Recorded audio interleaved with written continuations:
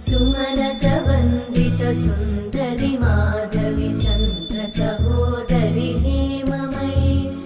मुनिगणवन्दित मोक्षप्रदायिनि मञ्जुळभाषिणि वेदनुते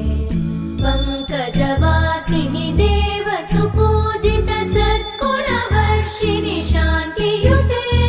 जय जय हे मधुसूदन कामिनि आदिलक्ष्मि जय पालय माम्